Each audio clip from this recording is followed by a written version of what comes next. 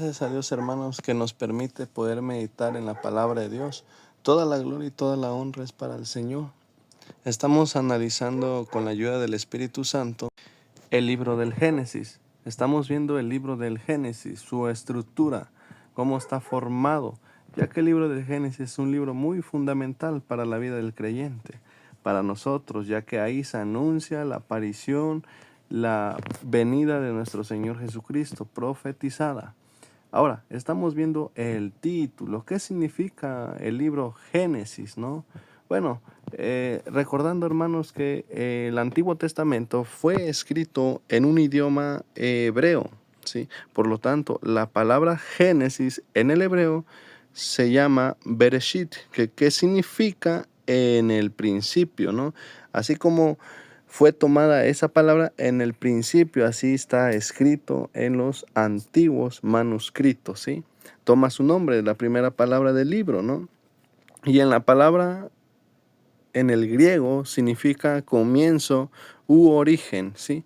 Entonces, en Génesis 1:1 nos enseña la bendita escritura, dice el texto, en el principio creó Dios los cielos y la tierra. Ahí vemos el poder de Dios, la soberanía de Dios. Todas las cosas Él las hace, ¿no? Todas las cosas Él las hace.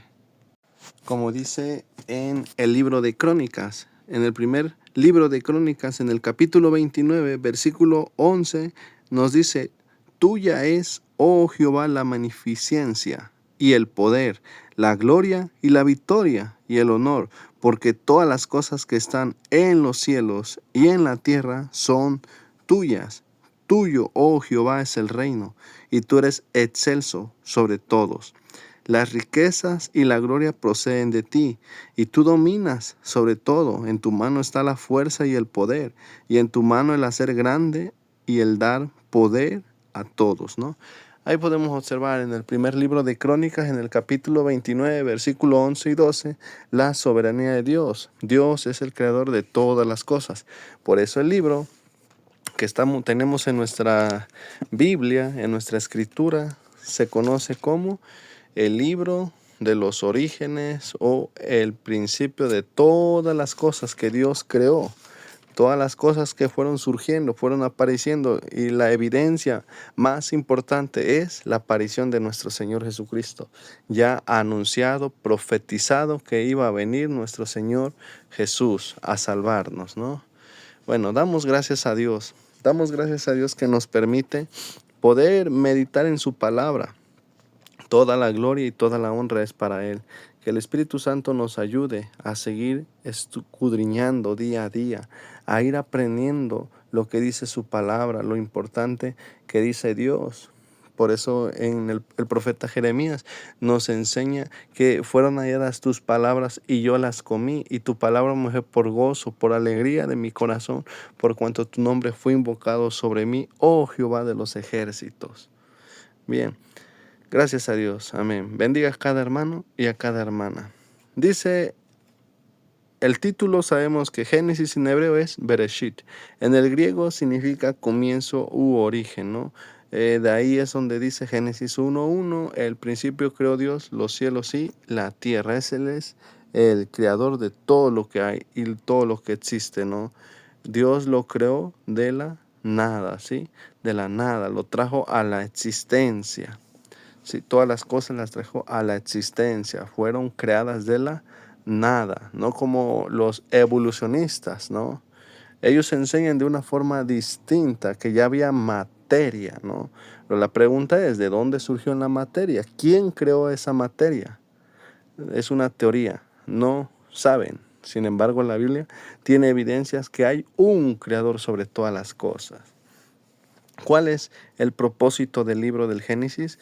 Bueno, el propósito del libro del Génesis narra cómo Dios creó el mundo y su deseo de tener un pueblo elegido que le adore. Ese fue el propósito por el cual Dios creó al mundo, ¿no? Creó todas las cosas con el propósito de que tenga un pueblo elegido que le adore, ¿no?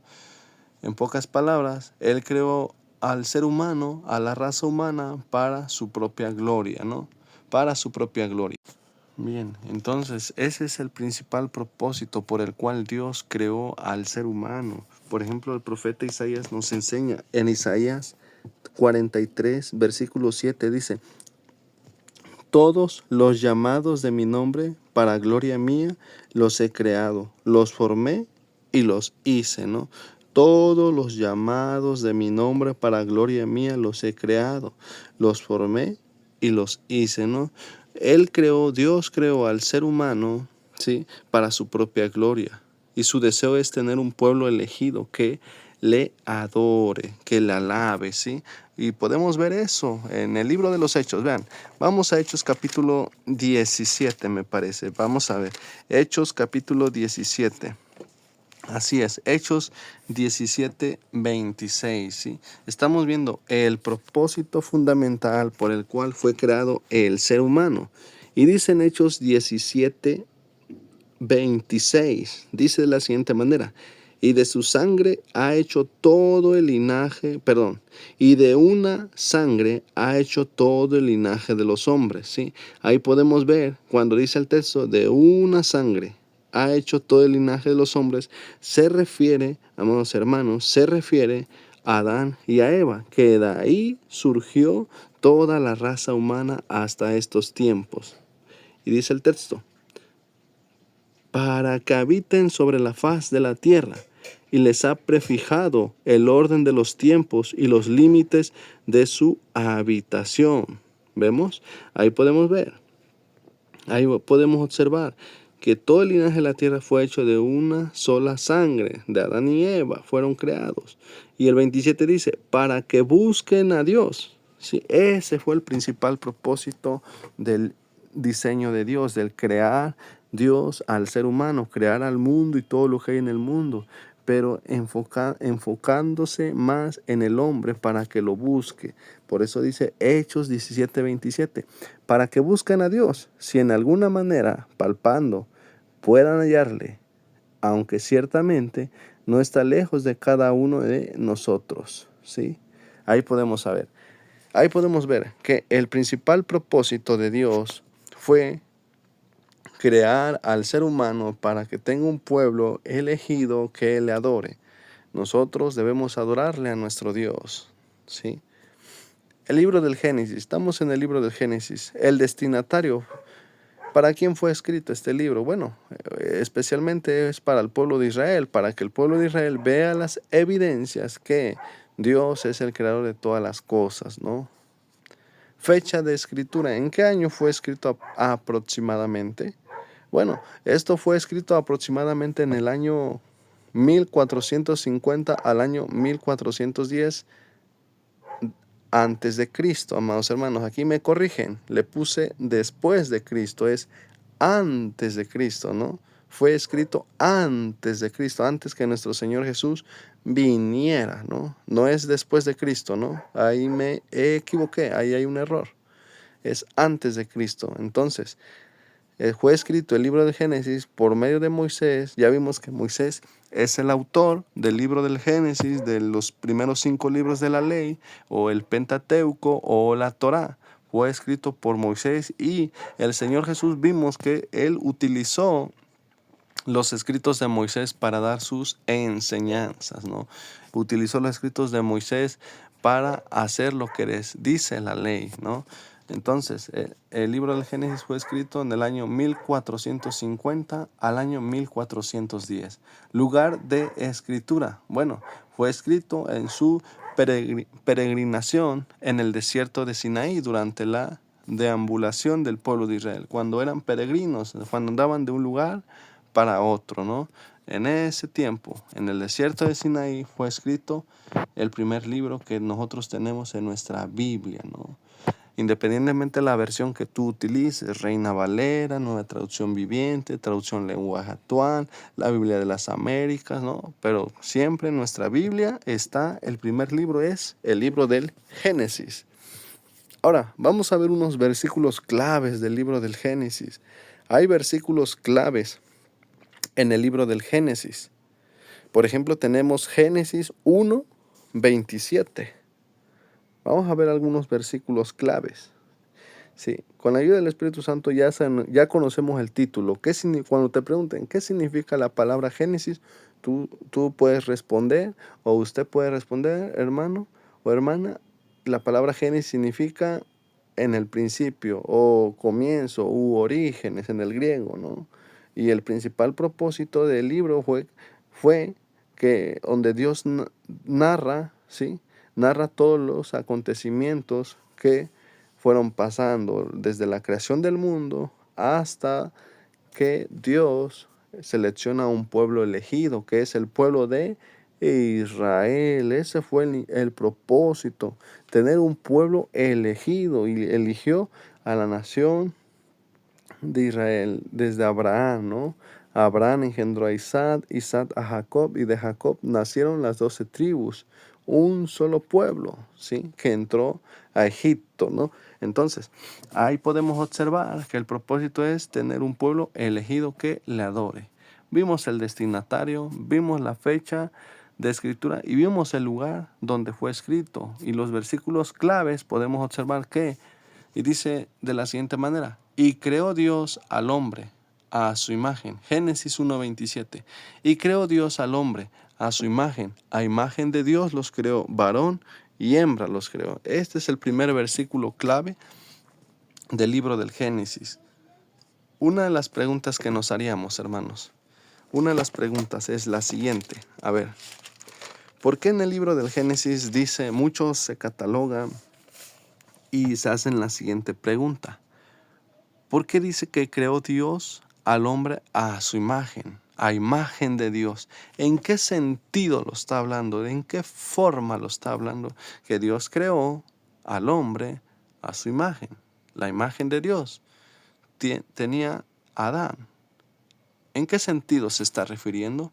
Bueno, cuando dice la palabra imagen, se refiere a la llamada justicia original que nosotros teníamos antes de que el pecado entrara en la humanidad. Ya, nosotros teníamos la justicia original, éramos justos por naturaleza, como Adán y Eva practicaban la justicia original. Eso es lo que les transmitió Dios, ¿sí? La llamada justicia original. Por eso dice, hagamos al hombre a nuestra imagen, a imagen de Dios. Esa justicia original fue impartida para el hombre y para la mujer, porque así lo dice la Escritura. Vean en Eclesiastés 7:29. Sí, nos enseña, he aquí, solamente esto he hallado, que Dios hizo al hombre recto, pero ellos buscaron muchas perversiones. Ahí podemos observar, como dice el libro de Eclesiastés, sí, ya que el libro de Eclesiastés fue escrito por el hijo del rey David, Salomón, sí. Y aquí podemos ver, he aquí solamente esto hallado, que Dios hizo al hombre recto, ¿sí? Se está refiriendo en el principio, se refiere a Génesis 1:27, cuando dice, y creó Dios al hombre a su imagen, esa justicia original, ¿sí? Porque dice el texto, hizo al hombre recto, sin falta, ¿sí? Sin error, ¿sí? Perfecto. Pero ellos buscaron muchas perversiones, pero ellos se desviaron, pues. Cuando dice la palabra muchas perversiones, más que nada está reflejando la maldad de todos los seres humanos desde Adán y Eva, ¿sí? Desde Adán y Eva, ¿sí? Ahí podemos ver. Entonces, podemos observar, amados hermanos, que cuando nos dice el texto que esto hallado y que Dios hizo al hombre recto, pero ellos buscaron muchas perversiones. En el principio, Dios lo hizo a imagen. Esa imagen se refiere a la justicia original impartida al hombre y a su mujer. Eran justos por naturaleza, ¿no? Porque hoy somos justos, pero en Cristo Jesús, ya en Cristo Jesús. Por nuestra propia justicia, no, somos impíos, somos malvados. Pero en Cristo Jesús volvemos a esa justicia original. Somos justos, ¿sí? Como en el principio. Y las perversidades, bueno, refleja la maldad que todos los seres humanos cometen o hacen, ¿sí? Entonces, este primer versículo en Génesis 1:27 nos habla que Dios impartió su imagen a Adán y a Eva, ¿no? Cuando dice imagen no se refiere al rostro de Dios, no se refiere al rostro de Dios. Que digamos, Dios hizo al hombre a su imagen. Entonces quiere decir que Dios es como hombre, como nosotros, tiene rostro. No, hermano, no, hermano. La Biblia no enseña eso. Las Escrituras enseñan algo totalmente diferente con respecto al Padre. En San Juan 4:24 nos enseña que Dios es espíritu y los que le adoran en espíritu y en verdad es necesario que adoren. Podemos observar que Dios es espíritu, ¿no? Un espíritu no tiene huesos, no tiene carne, ¿sí? No tiene cuerpo, es espíritu. Entonces, ¿cómo nos puede transmitir su imagen, un rostro, si no tiene? Si Dios es espíritu, ¿sí? Entonces, aquí la palabra imagen se está refiriendo, amados hermanos, a la justicia original que fue impartida hacia el hombre, ¿sí? Hacia Adán y hacia Eva, ¿sí? Porque así lo declara en las Escrituras en Eclesiastés 7:29, que Dios hizo al hombre recto, ¿sí? Pero el hombre, por su perversidad, por su maldad, hace lo que el pecado quiere, lo tiene dominado y lo tiene controlado. Otro pasaje clave, Génesis capítulo 3, versículo 15, cuando nos dice, y pondré enemistad entre ti y la mujer, entre tu simiente y la simiente suya. Esta te herirá en la cabeza y tú la herirás en el calcañar. Aquí podemos ver, hermanos, entonces, con la ayuda del Espíritu Santo, podemos observar aquí en Génesis 3, 15, algo importantísimo para todo creyente, el protoevangelio. ¿Has escuchado este término, el protoevangelio? Bueno, es un término el protoevangelio que proviene del griego proto significa primero, evangelium, buenas nuevas. Entonces, ¿qué significa primer evangelio o primeras buenas nuevas o primer anuncio, ¿sí?, del evangelio? Ese es el protoevangelio. En Génesis 3:15, el autor, que es Moisés, que fue inspirado por parte del Espíritu Santo, le manda a escribir lo siguiente, que dice el texto, y pondré enemistad entre ti y la simiente, entre ti y la mujer, entre tu simiente y la simiente suya. Esta te irá en la cabeza y tú la herirás en el calcañar. Ahí podemos ver, hermanos, ahí podemos ver el protoevangelio. Ahí se puede ver el protoevangelio. Ahí podemos ver el evangelio anunciado por primera vez. Por eso la palabra protoevangelio, proto significa primero, evangelium, buenas nuevas, que significa primer evangelio anunciado, ¿no? O primer anuncio, ¿sí? Por primera vez anuncia ahí. Moisés escribe el anuncio del evangelio. Ahora, vamos a analizar este texto. Vamos a ver qué quiere decir, porque es el primer anuncio del evangelio, ¿sí? El primer evangelio que es mencionado en el libro del Génesis. Vemos por qué el libro del Génesis tuvo que estar incluido primeramente. ¿Por qué no fue escrito primeramente el libro de Números, el libro de Éxodo, el libro de Josué? Todo tiene un orden.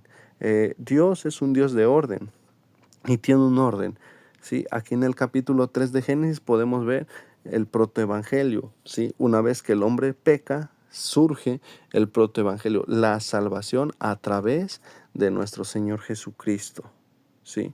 De nuestro Señor Jesucristo, ¿no?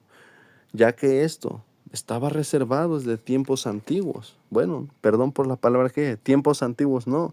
Desde antes de la fundación del mundo ya había sido preparado el Cordero de Dios. Vean, les voy a leer en Primera de Pedro, permítanme, Primera de Pedro, capítulo 1, Primera de Pedro, capítulo 1, versículo 19, dice, y si no, con la sangre preciosa de Cristo, como de un cordero sin mancha y sin contaminación. Ya, el Cordero de Dios ya había estado preparado mucho tiempo antes. Y dice el 20, ya destinado desde antes de la fundación del mundo, pero manifestado en los posteros tiempos por amor de vosotros. Ahí podemos ver, amados hermanos. Ahí nos enseña la escritura, amados hermanos, ¿sí? Por eso el protoevangelio fue anunciado desde el Génesis. ¿Por qué? Porque el Cordero de Dios ya estaba destinado, ya estaba preparado, ¿sí? Desde antes de la fundación del mundo, desde que antes fueran creadas todas las cosas en esos 6 días, en ese espacio de 6 días, ¿sí? Dios ya había preparado todo, ya el Cordero de Dios ya estaba preparado, ¿sí? Ya estaba preparado. Por eso el protoevangelio es el primer anuncio que encontramos en el libro del Génesis, ¿sí? Esto es muy bonito. En el libro del Génesis podemos encontrar, ¿sí?, el anuncio, amados hermanos, el anuncio de la primera buena nueva, ¿sí? Donde dice el texto que iba a poner enemistad entre ti y la mujer, entre tu simiente y la simiente suya, ¿sí? Entonces, volviendo a nuestro tema y analizando el texto, amados hermanos, Satanás es nuestro enemigo. Así que hará todo lo posible para que sigamos su camino de maldad y de muerte, ya que el diablo es padre de mentira. Él es homicida desde un principio, ¿no? Él es padre de mentira, ¿sí? Entonces, podemos observar que Satanás, el enemigo, ¿sí?, es nuestro enemigo, y él quiere hacer todo lo posible para que el ser humano, no venga a Cristo. Por eso dice en 2 de Corintios, capítulo 4, versículo 4, que el Dios de este siglo ha cegado el entendimiento de los incrédulos para que no les resplandezca la luz del evangelio y se conviertan, ¿no? No quiere él, ¿sí? No quiere él. Por eso tuvo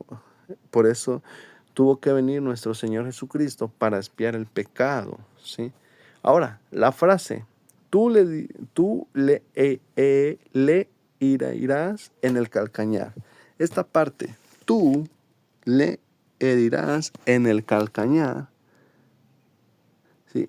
Tú le herirás en el calcañar,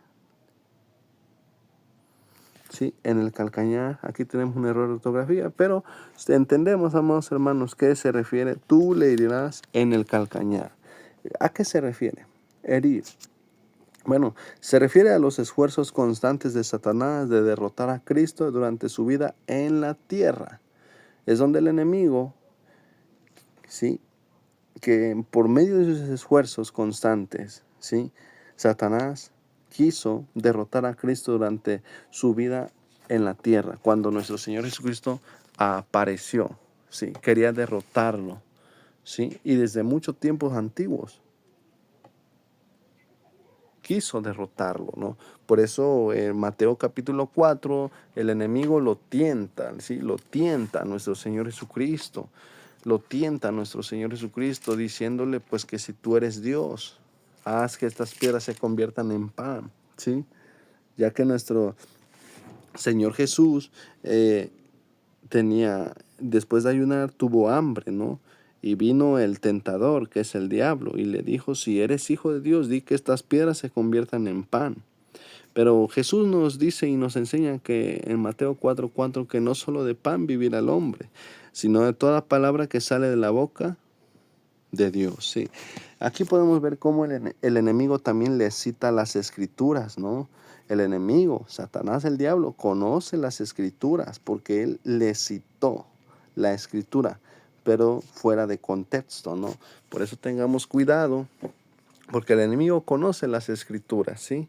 Conoce las escrituras. Entonces, cuando dice el texto, tú le herirás en el calcañar, se refiere a que los esfuerzos constantes de Satanás para derrotar a Cristo en la tierra, ¿sí? Luchó mucho y pensando que Cristo ya estaba muerto, ¿sí?, ya estaba vencido en la cruz, ya él ganó. Pero cuando dice la otra frase, el otro verso, y te herirá en la cabeza, aquí se anuncia la derrota de Satanás cuando Cristo resucitó de los muertos. Entonces, cuando Jesús lo iban a herir en el calcañar, se refiere a los esfuerzos constantes de Satanás para derrotar a Cristo mediante, amados hermanos, utilizando a personas como a los fariseos, a los saduceos, a los escribas, tentándolos, ¿no? Y mismo Satanás se le apareció a nuestro Señor Jesucristo, ¿no? Durante su periodo, su ministerio terrenal aquí en la tierra. Satanás quiso derrotarlo, ponerlo tentaciones, porque el libro de Hebreos nos enseña que nuestro Señor Jesús fue probado en todo, ¿sí? En todos los ámbitos. Fue tentado en todo, ¿no? Jesús fue tentado en todo. Por eso el enemigo quiso de alguna forma esforzarse para derrotar a Cristo, pero no pudo. Cuando Cristo estaba colgado en la cruz del Calvario, pensaron que ya, el enemigo pensó que ya estaba derrotado, ¿no? Ya estaba vencido, pero no. Cristo le hirió en la cabeza, ¿sí? En la cabeza. Aquí se está anunciando la derrota de Satanás cuando Cristo resucita de entre los muertos, ¿sí? Cuando Cristo resucita de entre los muertos, porque el enemigo estaba confiado que ya había derrotado a Satanás. Pero eso no fue posible, ¿no? No fue posible. No fue posible. Entonces podemos observar, amados hermanos, que la Biblia nos enseña y nos dice en Génesis 3:15 que el protoevangelio es el anuncio de las buenas noticias, el evangelio en ser anunciado, la buena nueva que Cristo iba a morir, pero también iba a resucitar, ¿sí? Y derrotando a Satanás, ¿sí? Entonces, cuando dice tú le irás en el calcañar, se refiere a los esfuerzos constantes de Satanás en contra de Cristo durante su ministerio terrenal. Y Jesús, cuando dice el versículo en Génesis 3:15, te herirá en la cabeza, se refiere a la derrota de Satanás mediante la resurrección. Y así nos enseña Hebreos. Hebreos 2:14 al 16 podemos observar. Dice así, vamos a leer con la ayuda del Espíritu Santo. Dice: así que, por cuanto los hijos participaron de carne y sangre, él también participó de lo mismo, para destruir por medio de la muerte al que tenía el imperio de la muerte, esto es, al diablo, ¿sí? Ahí podemos ver, amados hermanos, ahí nos enseña la Escritura que el protoevangelio anuncia la derrota de Satanás. Por eso dice el texto, así que, por cuanto los hijos participaron de carne y sangre, esa parte, participaron de carne y sangre, hace referencia que nuestro Señor Jesucristo tenía un cuerpo de carne y de sangre. Por eso dice, Él también participó de lo mismo. O sea, Él era humano, habla de su humanidad, para destruir por medio de la muerte, ¿sí? Por medio de su muerte, la muerte de Cristo, al que tenía el imperio de la muerte, esto es, al diablo. Ahí podemos ver, para destruirlo. ¿Sí? Por eso, cuando dice, y Él te irá en la cabeza, cuando dice te irá en la cabeza se refiere a la derrota de Satanás, la destrucción. Y en Hebreos no los afirma. Y dice el 15, y librar a todos los que por el temor de la muerte estaban durante toda la vida sujetos a servidumbre, ¿sí? A servidumbre, porque ciertamente no socorrió a los ángeles, sino que socorrió a la descendencia de Abraham. Ahí podemos observar entonces. Entonces, la bendita palabra del Señor nos dice que por medio de su muerte, ¿sí? Cristo pues tuvo que participar de carne y sangre, ¿sí? Como el humano. Él también fue humano para destruir por medio de la muerte, es decir, por medio de su sacrificio, al que tenía el imperio de la muerte. Esto es al diablo. El protoevangelio en Génesis 3:15, eso está anunciando la derrota de Satanás, aunque Cristo iba a ser escupido, bofeteado, despreciado, ¿sí? Los esfuerzos de Satanás para derrotar a Cristo en su ministerio terrenal, mientras estuvo en esta tierra, no pudo derrotarlo. Cristo resucitó. Por eso dice en 1 Corintios 15:20, mas ahora Cristo ha resucitado de los muertos, primicia de los que durmieron es hecho. Sí, ahí podemos ver que Cristo ha resucitado de los muertos, primicia de los que durmieron es hecho. Sí, es el primero de entre muchos que van a resucitar. Él fue la primera primicia, el que resucitó. Sí, Él es la primera primicia. Por eso dice, más ahora Cristo ha resucitado de los muertos, primicias. O sea, van a resucitar más. Pero Él es el primero de los que durmieron es hecho. Él es el primero en resucitar. Entonces, Cristo, al derrotar a Satanás, nos dio salvación. ¿Sí? Nos dio salvación. Y así lo podemos ver en la primera carta de Pedro, cómo Cristo nos da salvación gratuitamente. Sí, por eso hay victoria para el creyente, hay victoria para el cristiano en Cristo Jesús. Por eso dice en primera de Pedro, capítulo 1, versículo 3 al 5, dice: bendito el Dios y Padre de nuestro Señor Jesucristo, según su grande misericordia nos hizo renacer para una esperanza viva, por la resurrección de Jesucristo de los muertos. Sí, ahí vemos cómo tuvimos esa esperanza viva por la resurrección de Jesucristo de los muertos. Sí, ahí podemos ver nuevamente cómo tuvimos esa esperanza viva.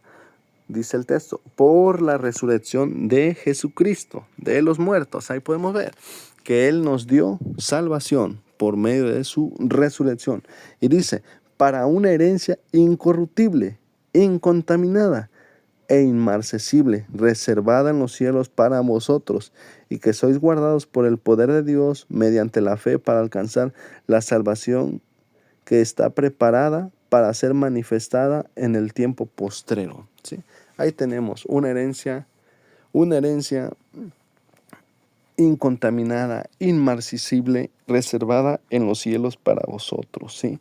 Y tenemos esa esperanza a través de nuestro Señor Jesucristo. ¿Sí? A través de nuestro Señor Jesucristo. Vean, entonces, el primer anuncio de la buena nueva tiene que ver con esto. Por eso cuando dice el texto, y tú le herirás en el calcañar, o sea, vas a hacer el esfuerzo para derrotar a Satanás, para derrotar a Cristo. Pero él no pudo el enemigo, no pudo hacer eso, ya que Cristo lo derrotó. Vean, y aquí podemos encontrar en 1 Corintios 15, 3 y 4. Nos enseña, esto es el Evangelio, porque primeramente les he enseñado lo que asimismo recibí, que Cristo murió por nuestros pecados conforme a las Escrituras, habla de la muerte, y que fue sepultado, su sepultura, y que resucitó al tercer día conforme a las Escrituras. Ahí podemos ver, amados hermanos, el Evangelio es habla de su muerte, sepultura y resurrección. Eso es lo que está hablando en 1 de Pedro, capítulo 3, versículo 15, ¿sí? Que por medio de Eva, ¿sí? Iba a venir nuestro Señor Jesucristo y Él apareció, ¿sí? Por eso dice en Gálatas 4:4, nacido de mujer, dice así, pero cuando vino el cumplimiento del tiempo, Dios mandó a su Hijo, nacido de mujer, nacido bajo la ley, ¿sí? Cuando ya vino el cumplimiento del tiempo, Dios mandó a su Hijo, nacido de una mujer. Y esa línea genealógica proviene desde Eva, desde Adán y Eva, ¿sí? Entonces, por esa razón, cuando Satanás iba a herir a nuestro Señor, pensando que lo iba a derrotar, iba a hacer muchos esfuerzos para derrotar a nuestro Señor. Y cuando el texto dice, y Él te va a herir en la cabeza, se refiere a la derrota total de Satanás por medio de la resurrección, ¿sí? Por medio de la resurrección. Bien, hermanos, entonces, con la ayuda del Espíritu Santo, vamos a ver el esquema del libro del Génesis. Vamos a ver el esquema del libro de Génesis, ¿sí? ¿Cómo se divide? Vamos a ver el punto número 1, la historia de la creación, que abarca del capítulo 1, versículo 1, hasta el capítulo 2, versículo 3, ¿no? Podemos observar que Dios creó los cielos y el mar y la tierra. Creó las plantas, los animales y los peces y las aves, ¿sí? Eso lo reconocemos, ¿no? Por eso dice el Salmos 89:11, tuyo es el cielo, tuya es también la tierra, tú creaste el mundo y todo lo que hay en él. En el Salmos 33:4 también nos enseña, porque recta es la palabra de Jehová y toda su obra es hecha con fidelidad. Ahí podemos observar, hermanos, que hay registros bíblicos acerca de la historia de la creación y reconociendo al creador de todas las cosas, que es Dios. Por eso dice los salmos, tuyo es el cielo, o sea, tú lo formaste, tú eres el creador de todas las cosas por medio de tu palabra que es recta, ¿no? Perfecta. Y podemos ver que en la historia de la creación fue creado el ser humano, a diferencia del resto de su creación. Lo creó a su propia imagen. Lo que estábamos viendo, la justicia original, ¿sí? La justicia original fue hecha en Adán y Eva, ¿no? Eran justos, eran rectos, ¿sí? Sin pecado. En este tiempo, en este momento, en Génesis 1, capítulo 1 y capítulo 2, el ser humano estaba en el estado de inocencia. No había pecado, no había pecado en ellos, no había nada de pecado. Entonces, en la historia de la creación, en el capítulo 1 y capítulo 2, podemos ver cómo Dios creó todas las cosas, ¿sí? Y cómo Él es el creador de todo. Por eso en Génesis 1:1, inmediatamente el texto empieza. En el principio creó Dios. Él es el creador de todo lo que hay, de todo lo que existe, ¿sí? De todo lo que existe. Y lo más importante, que crea al ser humano. Él es diferente a todo el resto de su creación, lo crea a su propia imagen, ¿no?